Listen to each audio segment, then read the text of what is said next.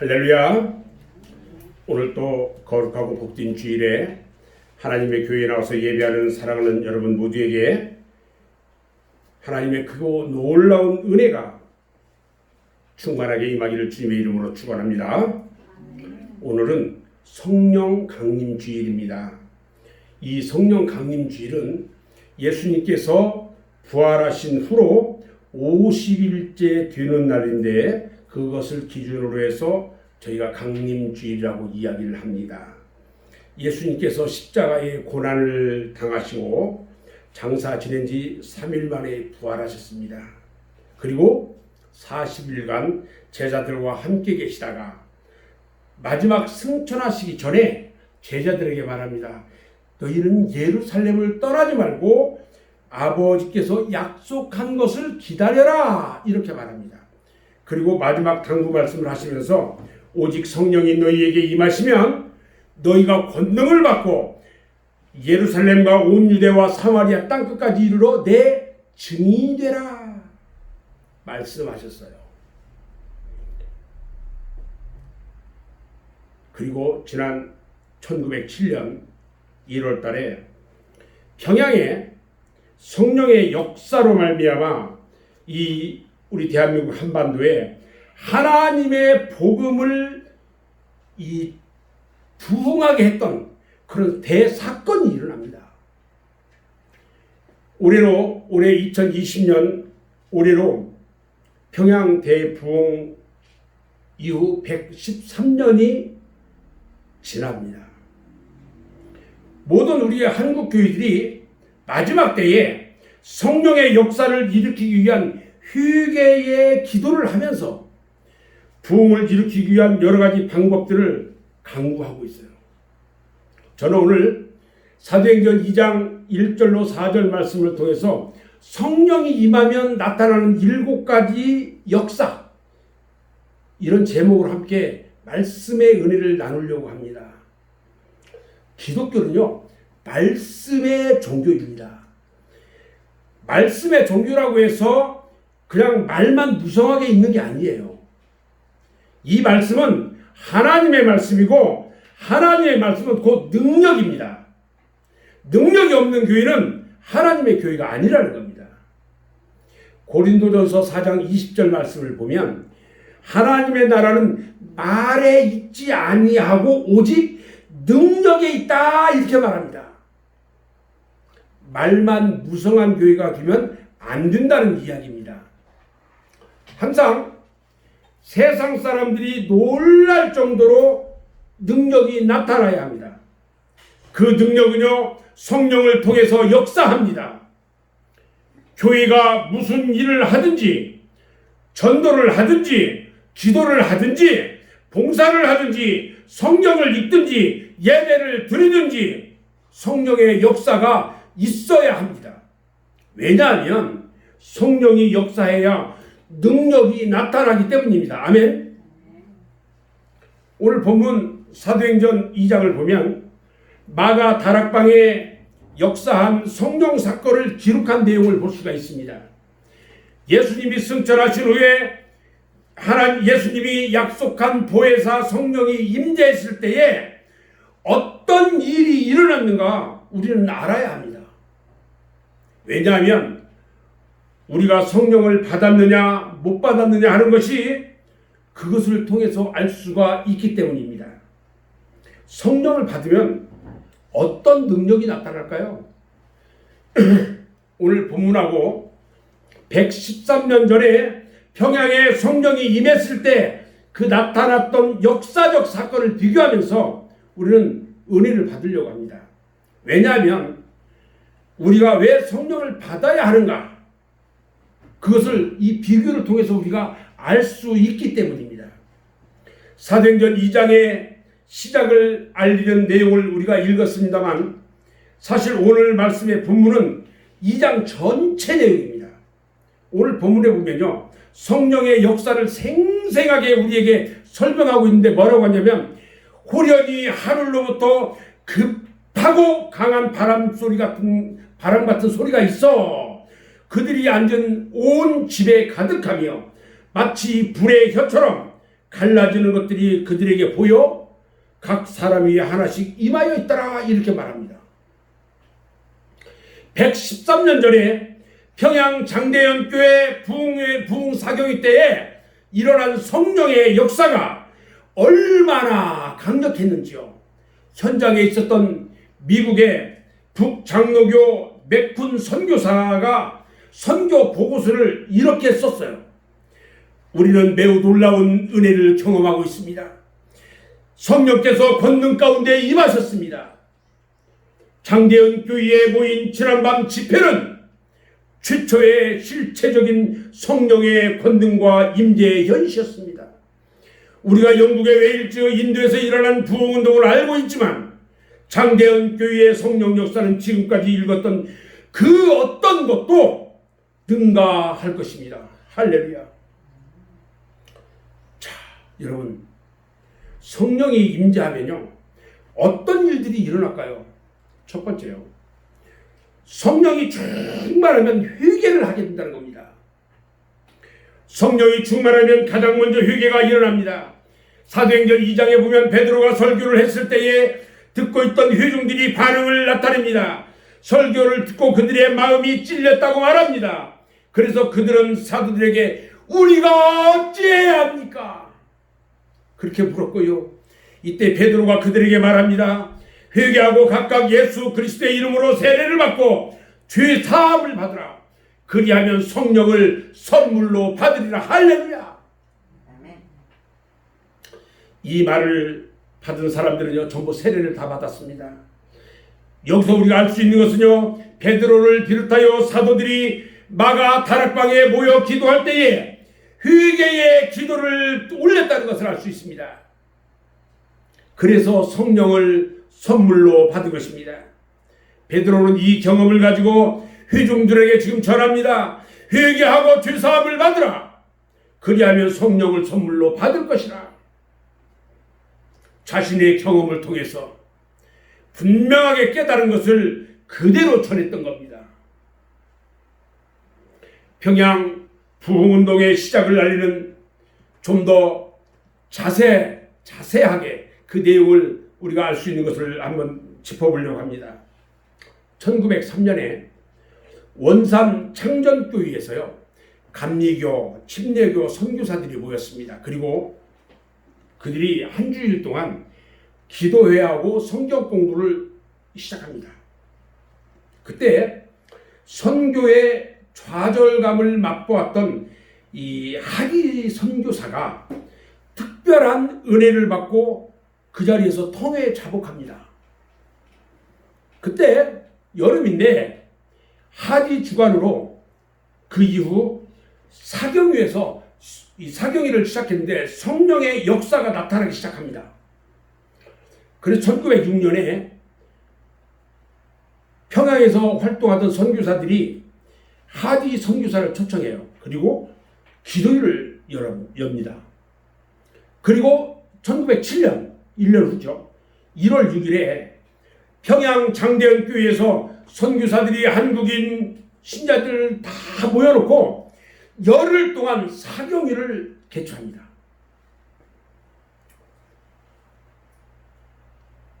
그 기간 중에 1월 14일 그레암리 선교사가 기도하면서 나의 아버지여, 나의 아버지여 막 이렇게 기도를 시작하는데요, 거기에 모여있던 많은 회중들이요 그 기도 가운데 함께 기도하면서 성령의 역사가 강하게 나타나기 시작하고요, 모든 성도들이요 그 자리에서 회개하고 통이 자복하기 시작합니다.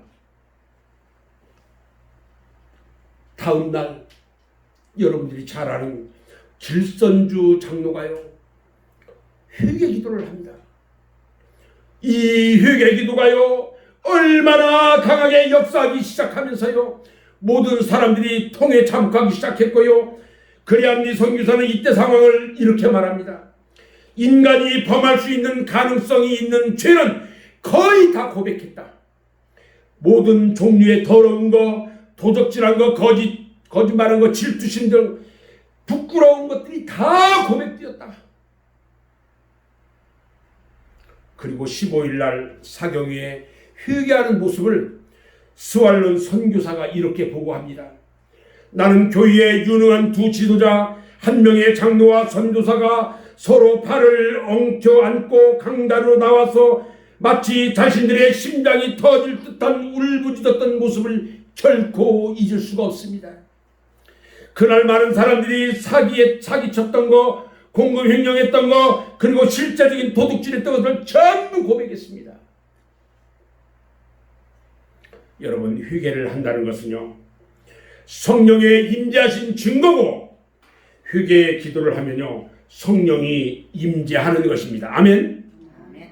두 번째는 성령이 충만하면 개인적인 신앙이나 교회가 성장한다는 것입니다. 사도행전 2장 14절 이하의 내용을 보면 성령 충만한 베드로의 설교를 볼 수가 있습니다. 성령이 충만한 베드로가 설교했을 때요, 3,000명이 회개하는 역사가 나타났습니다. 그리고 자연적으로 교회가 성장하기 시작했습니다. 2장 47절 말씀을 보면 주께서 구원하는 사람을 날마다 더하게 하셨다라고 말하고 있습니다. 1907년 평양 대부흥 운동도 마찬가지 현상입니다. 당시 평양의 성령의 역사는요, 평양에만 국한된 것이 아니라 전국적으로 확산되었습니다. 그리고 1903년부터 1907년 사이에 신자가요 3배나 증가했고요, 7만 5천 명이나 신자가 되었습니다.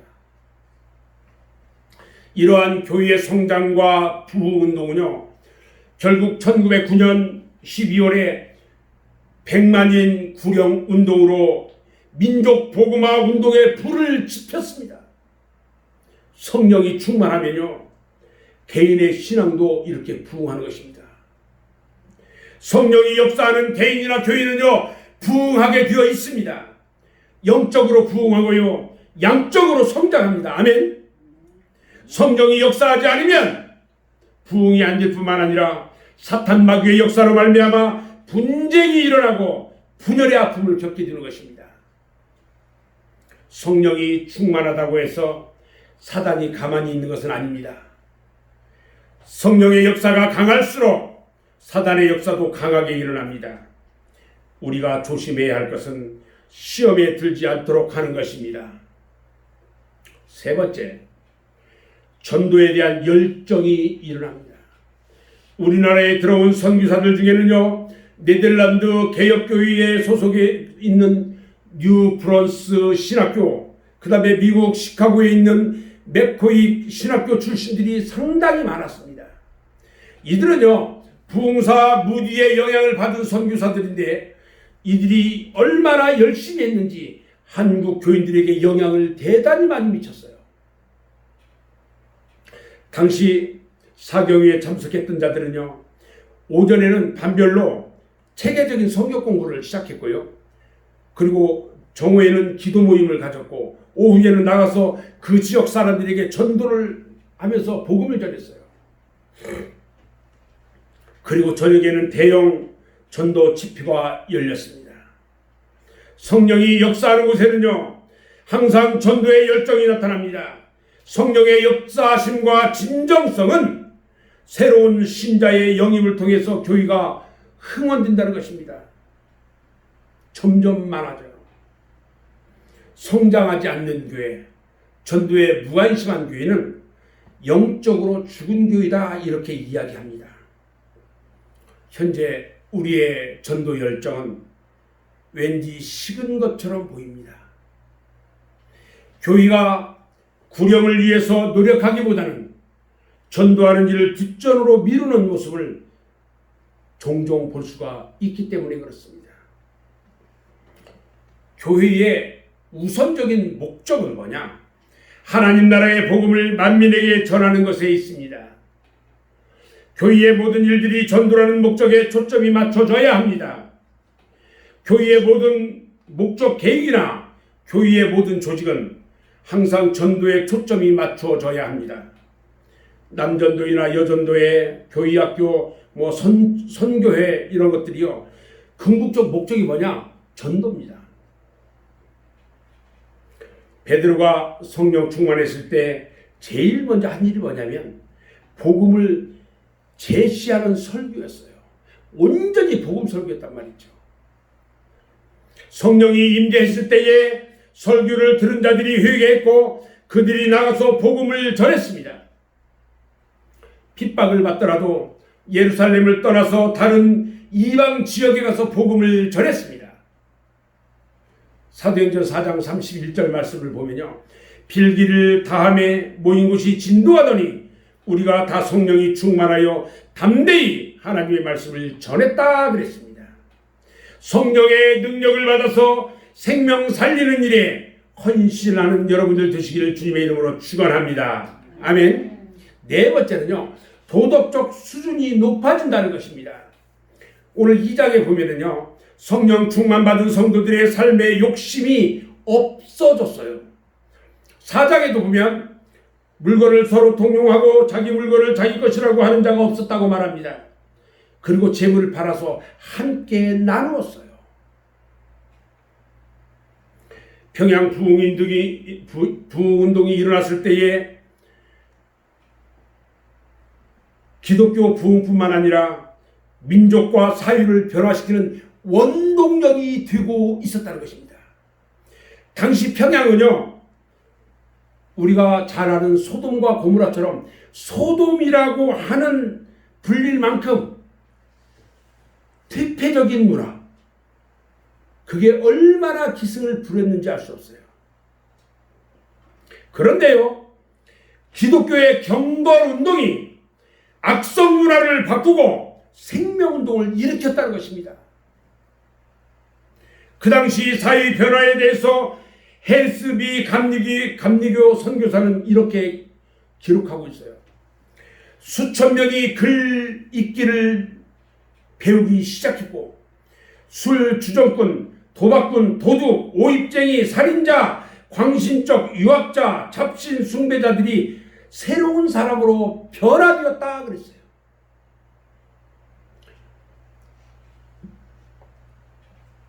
(15일) 사경에서요, 회개의 모습을 스왈론 선교사의 보고에 의하면 그날 많은 사람들이 사기나 공금횡령 그리고 실제적인 도둑질을 고백했다 이렇게 전합니다. 회개가 되었다는 것은요, 결국 윤리성과 도덕성을 회복했다는 것을 의미하고 있습니다.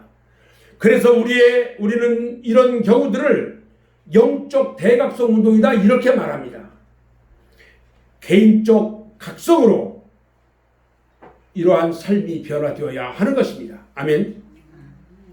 이러한 변화는요, 그리스도인이 된다는 것이 무엇을 의미하는지를 우리가 깨닫게 되고요, 자연스럽게 이와 같은 의식의 변화가 삶의 변화로 이어져서 그들을 믿지 않는 세상의 여러 사람들과 완전히 구별하게 만들었어요. 이러한 성령의 열매가 나타남에 따라서 1908년 3월에 공주에서 케이블 선교사의 집의 모습에 대한 기록을 기록해놓고 있어요. 케이블 선교사가 공주에서 집필을 하는데요, 사람들은 거의 행복의 탄성을 울렸다. 거기에는 죄 용서로 찾아오는 평안과 기쁨 그리고 성령의 증거가 있었다 이렇게 기록해요. 놀라운 일입니다. 우리가 은혜 받았다고 하면 성령 받은 것이고요, 성령을 받았다면 윤리와 도덕의식도 함께 변화되었다 이런 말입니다. 평양 장대현교회에서 성령의 충만한 역사가 일어났을 때에 회개했던 것이 대부분 윤리적인 것, 도덕적인 것 이런 내용이었단 말입니다. 성령의 능력을 받아 우리나라 윤리의 수준을 높여야 합니다. 아멘. 다섯 번째는요, 코이노니아가 잘 이루어졌다는 것입니다. 마가 다락방에 임재하셨던 성령의 역사가 나타난 결과 중에 사도행전 2장 42절 이하에 보면 교인들은 사도의 가르침을 받아 서로 교제하고 떡을 떼었다 이렇게 말합니다. 믿는 사람들은요, 다 함께 모여서 모든 물건을 서로 동용하고 또 재산과 소유를 팔아서 각 사람과 필요를 따라 나눠줬다고 말합니다. 그리고 날마다 마음을 같이해서 성전에 모이기를 힘썼고 집에서 떡을 떼면서 기쁨과 순전한 마음으로 음식을 먹고 찬송을 불렀다, 이렇게 말합니다. 이런 아름다운 모습을 보임으로 인해서 예수님을 믿지 않는 사람들로부터 예수 믿는 사람이 칭찬을 받기 시작했어요. 오늘 한국 교회를 돌아보면요,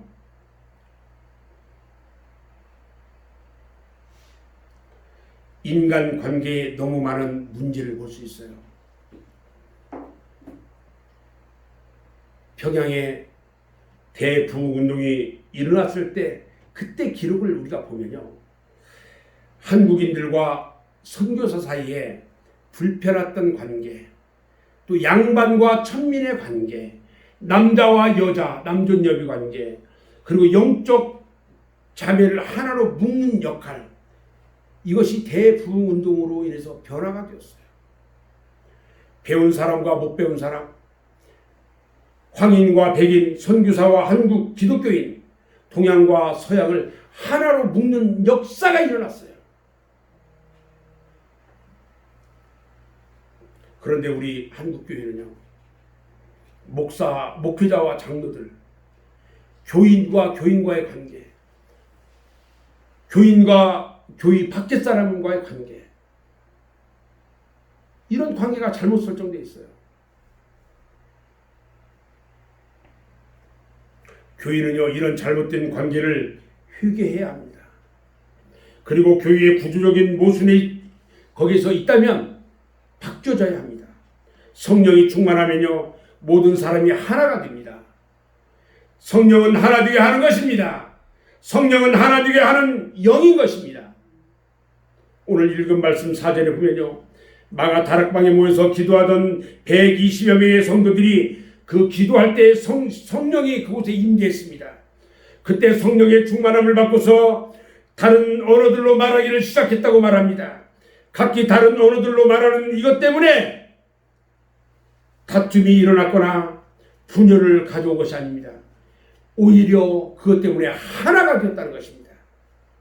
2장 5절 이하에 보면요, 여러 지방으로부터 올라온 사람들이 방언을 할 때에 자기가 살던 지방의 언어로 들렸다, 이렇게 말합니다. 그래서 모두가 놀라서 당황했다고 기록하고 있습니다. 여러분, 성령이 충만하면요, 이와 같이 하나가 되고 연합이 됩니다. 성령이 충만하면 교회가 하나가 되는 것입니다. 그 결과 믿는 자의 수가 날마다 더해지는 역사가 일어나는 것입니다. 아멘. 아멘. 이런 역사가 우리 맑은 샘 교회에 일어나기를 주님의 이름으로 축원합니다. 여섯 번째는요, 디아코니아가 잘 이루어진다는 겁니다. 디아코니아가 뭐냐면 섬김이라는 겁니다. 사회에 봉사하는 것으로요, 사회 발전에 임하지 것입니다.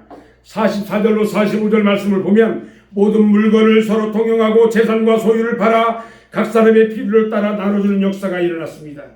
부작용도 있었습니다.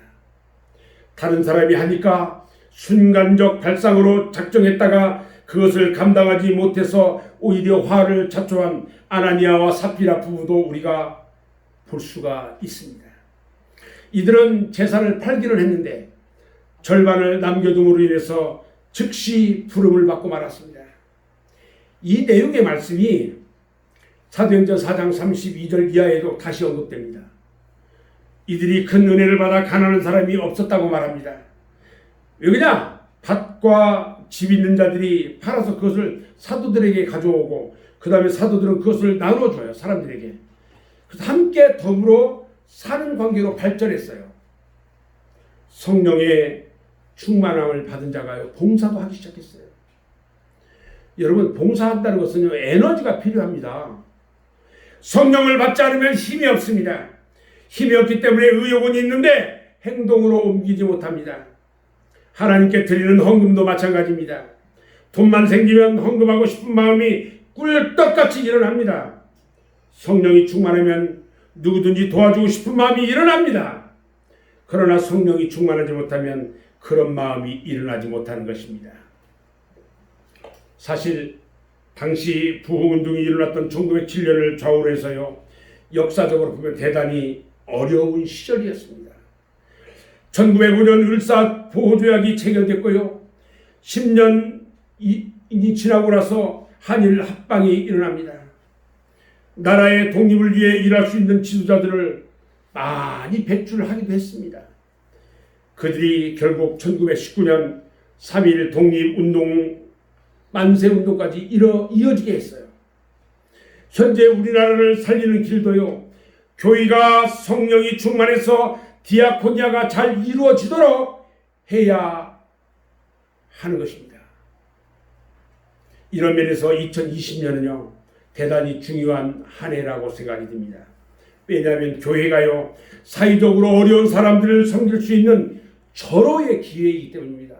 저희 교회가 푸드뱅크를 통해서 나눔 사역을 하는데 이 기회가요 우리 하나님 주신 절대절명의 기회라는 것입니다.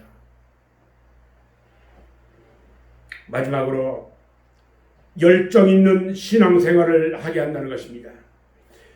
우선 성령의 역사가, 성령의 임재가 여러 가지 유형으로 나타납니다.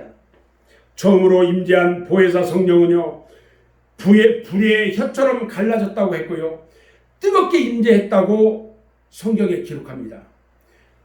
급하고 강한 바람 같은 소리가 있었다고도 합니다. 성령이 충만하면 용기가 생기고요, 담대함이 생깁니다. 그래서 초기에는 성령이 충만한 사람들의 모습을 보고 어떤 사람들은 술에 취했다고까지 했습니다. 베드로를 보면요 성령 받기 전과 받은 후의 모습을 저희가 볼 수 있습니다. 성령 받기 전에는요 예수님을 3번이나 부인했는데 2번은 부인하고 3번째는 저주까지 했어요, 예수님을. 그런데 그가 성령을 받은 후에 바로 예수님의 부활 소식을 담대하게 전하기 시작합니다. 죽음을 두려워하지 않는 열정이 있었습니다. 박해를 받아도 순교할 수 있는 용기가 있었어요. 그는 도망가지 않았습니다. 평양에 부흥운동이 일어날 때에 예배에 열심을 내는 가운데 성령이 함께 임재했다는 사실을 여러분 알아야 합니다. 평양에 부흥운동이 일어난 그 집회가 2주간에 거쳐서 있었던 사경이 집회였습니다. 그 사경에는요 남자 사경이에요. 남자들만 모여서 성경 말씀을 들으면서 은혜 받는 사경이란 말입니다. 당시 사경이 집회에 참석했던 인원이요 1,500명이나 되었다고 기록하고 있어요. 집회에 참석한 사람들 중에는요 300리, 400리 되는 길을 걸어온 사람도 있었고요, 2주간 집회에 참석하기 위해서 영하의 혹한을 무릅쓰고 산과 들을 넘고 건너서 참석했다고 기록하고 있습니다. 또한 교통비나 숙박비 등 이런 것들을 본인이 다 부담했다고 말합니다. 당시의 주일 성수를 어떻게 지켰을까 하고 보니까 이렇게 기록되어 있어요. 이곳에서 그리스도인이 드리면 무엇인가 대가를 치른다. 그 한 가지가 주일 성수이다. 매 5일마다 장이 선다. 하루를 장사하거나 거래하지 않고 성스럽게 주일을 지키는 것은 수입의 7분의 1을 포기하고 이웃의 조소와 조롱을 감내해야 할 뿐만 아니라 재정상의 큰 소실을 감수하는 것을 의미한다. 놀랍죠. 평양 부흥운동이 재현되기 위해서는 우선 우리가 갈판신적으로 보다 열정적으로 예배에 참석해야 합니다. 지금은 코로나로 인해서 주일 오후 예배를 드리지 않는데 주일 오후 찬양 예배나 수요 예배, 금요 기도회, 새벽 기도회 이런 다양한 모임을 적극적으로 참여해야 합니다. 그럴 때에 성령이 임재해서 위대한 역사를 일으키는 것입니다. 끝으로요, 성령이 임재하시면 권능의 역사가 나타납니다. 즉 성령이 충만하면 이적과 기적의 역사가 일어나는 것입니다. 사도행전 3장으로 딱 넘어가면요, 베드로와 요한이 불치병 환자를 일으킨 내용이 기록되어 있어요. 그리고 5장에 보면 사도들이 병든 사람과 귀신 들린 사람을 고쳤다고 말합니다. 이제 우리는요, 기적이 일어나는 교회가 되도록 성령 충만한 역사가 있기를 기도해야 할 것입니다. 아멘. 저는 이제 말씀을 정리하려고 합니다. 사랑하는 여러분, 성령의 능력을 받아야 생명을 살릴 수 있습니다. 생명을 살리는 것은 예수님의 명령입니다. 이 명령을 잘 수행하기 위해서는 성령 충만함을 받아야 합니다. 성령이 충만하면 이런 위대한 역사가 일어나고 변화의 역사가 일어나는 것입니다. 이런 변화를 하나님이 원하시고 이 시대가 우리에게 요구하고 있는 것입니다. 따라서 우리는 성령의 능력을 받아 생명을 살리고 개인적으로나 사회적으로나 변혁을 가져올 수 있게 되기를 주님의 이름으로 축원합니다. 감사합니다. 기도하겠습니다.